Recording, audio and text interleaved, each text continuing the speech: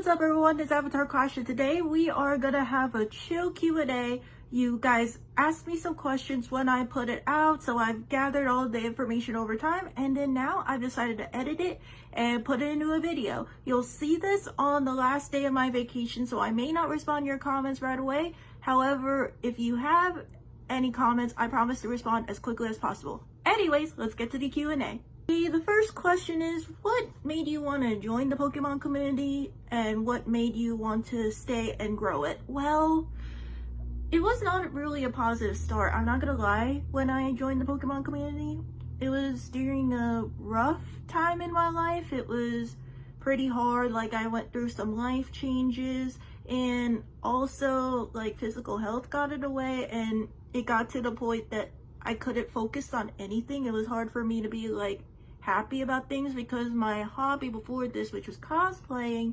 started to be like, ugh, like I'm getting mean comments, I'm getting told I'm ugly and things like that. So it really just tore me down over time. So I was like, I need to find something new. And then when I walked to my local card shop to find the and I looked at the case, I looked at this Pikachu card. It was like a Pikachu V, and it was like just a blown up picture of Pikachu with an orange background. That's when it all started. And what makes me want to grow the community even further or stay in it is I found a lot of positive people in the community. Like, I know there's always going to be negative people, but it's more positive and negative, and that's all I could ask for. And I really just love chilling and vibing about Pokemon as well. Okay, another subscriber asked, so if you had to keep one card, absolutely one card in the entire collection, what would it be?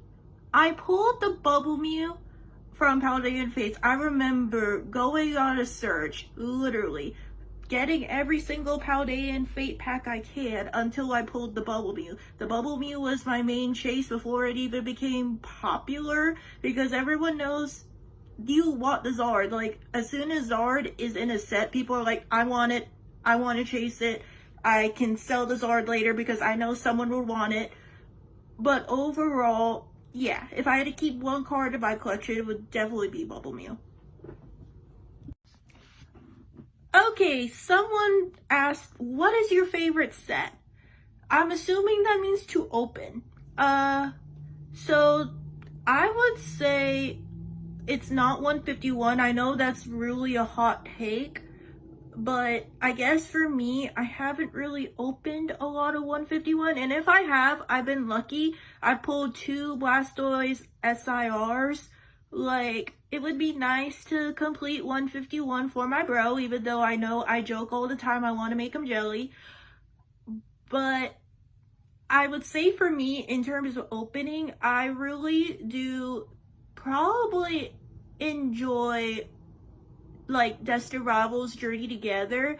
And when the scalping like didn't happen, I really did enjoy doing Temporal Forces. I know that's a really crazy opinion to have. I really did enjoy Temporal Forces and Paradox Rift. It was just really fun to search for the Roaring Moon, but since I can't find Paradox Rift in the wild, I can't do that. So yeah, those would be my sets. Twilight Masquerade, just saying right now, absolutely not.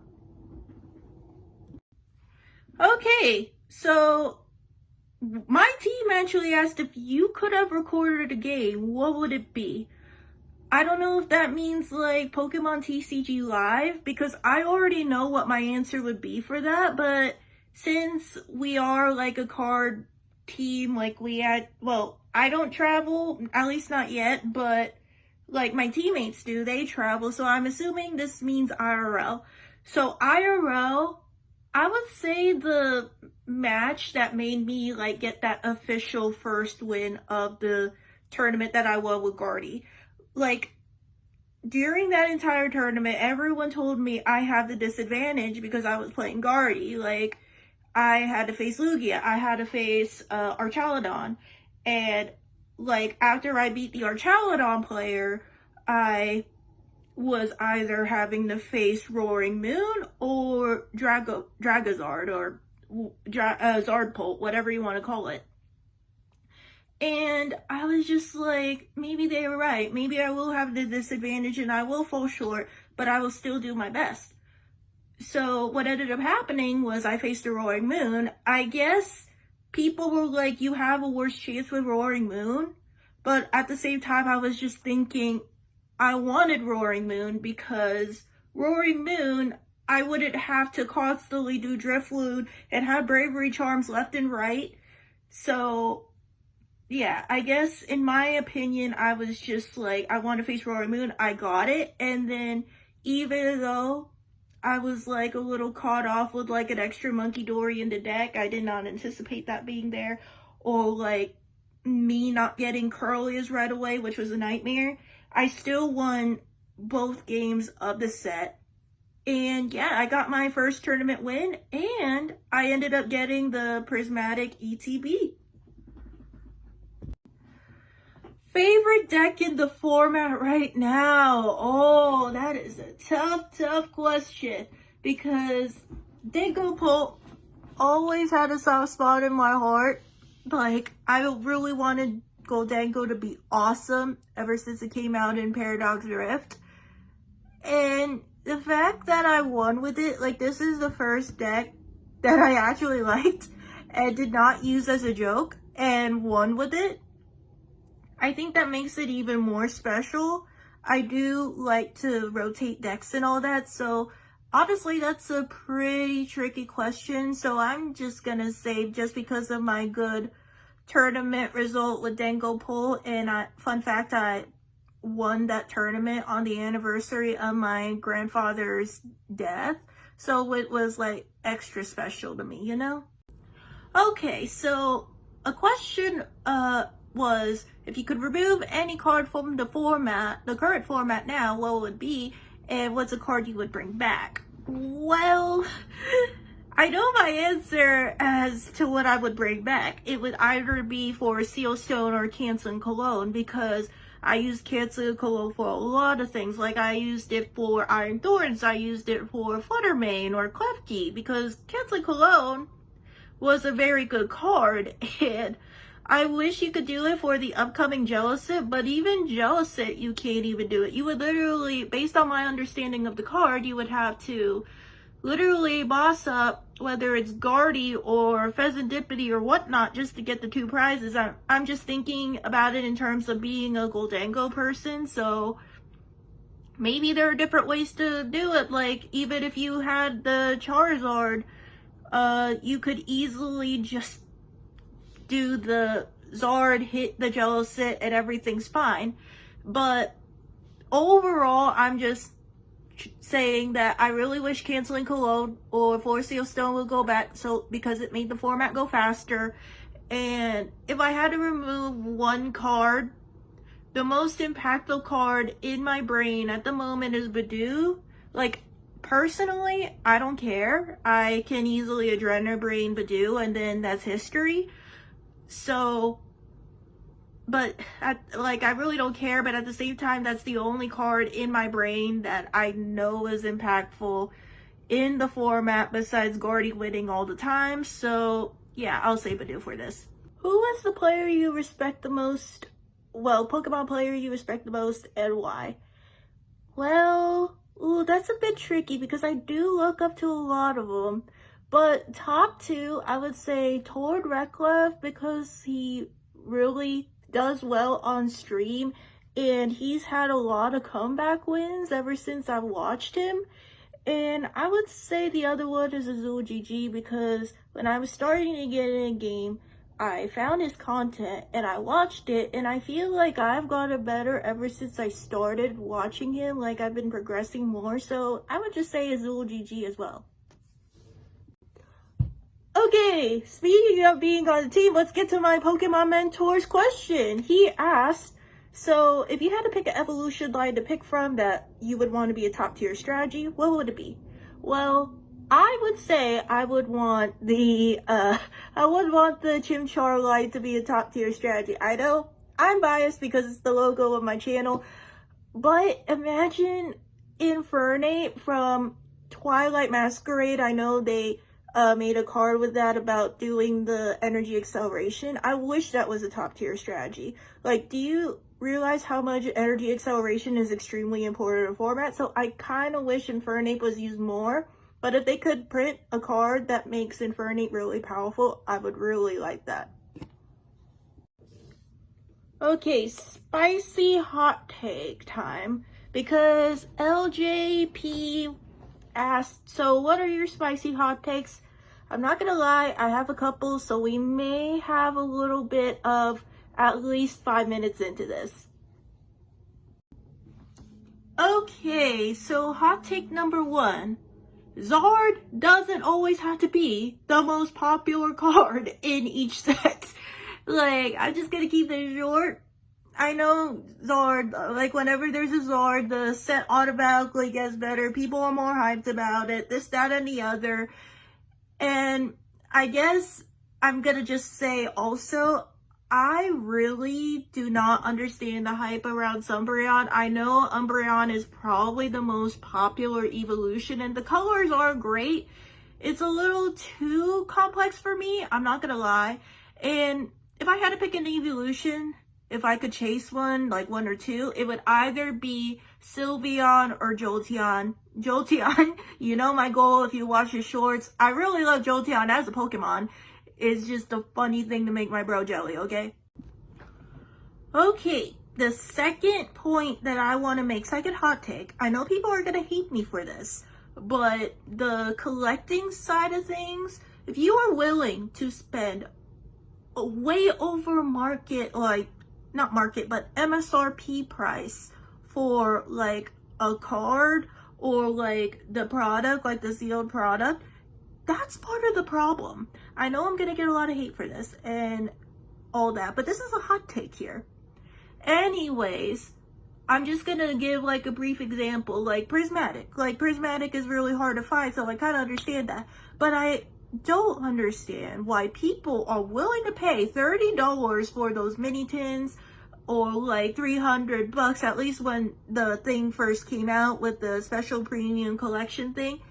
It's $100 max at like Best Buy, Target. I know scalpers just like hoard everything off the shelf, but I'm just saying, like, I understand it takes time to go to restocks. I'm not like trying to dismay, or I'm not trying to disregard anyone that's employed, works a 9 to 5. Like, if that's the only way to pay Pokemon cards, so be it. But at the same time, you have to realize that's part of the problem, because the market is influenced, based on my understanding, how much someone is willing to pay for it. It's crazy. Like I would not spend $300 on that special premium collection. Is 15 packs amazing? Yes. Is the playmat cute? Yes. Is the but is it worth overpaying? No. Okay, hot take number 3 relates to the Pokemon TCG itself. I will just say this. Net decking is good and bad. And I will tell you why. Net decking is okay. It really is okay if you're just trying to start, like, learning the meta deck itself, or even if you just want to play with your friends, go ahead. But please do not expect to put in absolutely no effort and expect championship stuff. Like, basically, if you're like, oh, let me play with this exact 60 and I expect first place at my locals, that's not gonna happen majority of the time. Like, you need to put in the work, collaborate with your friends, or if you can't collaborate with your friends, just go on TCG Live. If you are really good at the deck, go ahead and use the exact 60. At least you put in some games with it. But please do not, like, say, I found the Zoroark list on Limitless, I won't change it at all, and expect to win with it. Like, if you don't put in, like, some games on the app or play with your friends first, please do not expect championship results. Because I remember when I was doing my Guardy 2K subscriber challenge, I told myself I would not, I repeat, would not bring Guardy to a tournament until I am absolutely comfortable with it. I did net deck Henry Chow's list as a start during that time, but I lost like 20 games before I could even get a win. And like, when I got the win, like my first win with Guardy as a deck, I literally had to change it and dumb it down and make it my own. So please just, yeah, do not expect to win with someone 60 without putting some work in first. Okay, last hot take, I promise. I mean, this may not be a hot take, but it may be to like the super really determined competitive players. But your worth is not determined by your tournament record. And I know a lot of people are like, oh, like some people, if you're like really competitive, oh, you suck as a player, you're not meant to be in the crowd, things like that. If you are consistently 0-4 in every local tournament or whatnot, like, no, that's not the way it should be. Like, some people are just unlucky that day, or it's like a really close game and your opponent gets the top deck of a boss or something. Like, it's just luck sometimes. And yes, sometimes like I am hard on myself and it's like, oh, I could have played better, and that's okay, because it's like, if you want to improve and like be like, oh, I want to be champion someday, you have to think about things like that. You can't just say, oh, it's dumb luck that you lost, like you won because you top decked the boss. No, sometimes you could look at a board and it's like, okay, I could have done this turn 3, or like I should have thought about turn 5. I mean, yeah, like hopefully you get what I'm saying. If you don't, I am willing to elaborate more in the comments. The secondary question to LJ's comment is, what would you tell your past self as you're getting into Pokemon? Okay, I'm gonna tell y'all in advance, just set a budget. Don't fall into FOMO. Like, I didn't really fall into FOMO because I would have bought like market price and the ridiculous $300 for the prismatic special collection thingy. Like, I would have done that. I guess it's just more of a, like, just don't give in to FOMO, set a budget, don't like fall down the rabbit hole, because it is very easy, whether you're collecting Pokemon cards, Labubu's, hats, plushies, piggy banks, like anything, any hobby can be detrimental to your bank account. So just be a little money conscious. Don't make it like, oh, I need to grade every single SIR, every single golden card. Like, it should be about having fun, but at the same time, just realize that there's always another chance to get it. Like, you could ride it out. Not everything has to be open day one. It's okay. Alright, my friends, that's it about the Q&A. If you really enjoyed this Q&A, please like, subscribe, maybe drop in a few questions in case we reach a big milestone and then I decide to do the Q&A again. Anyways, I will see you soon for more fun. Thank you.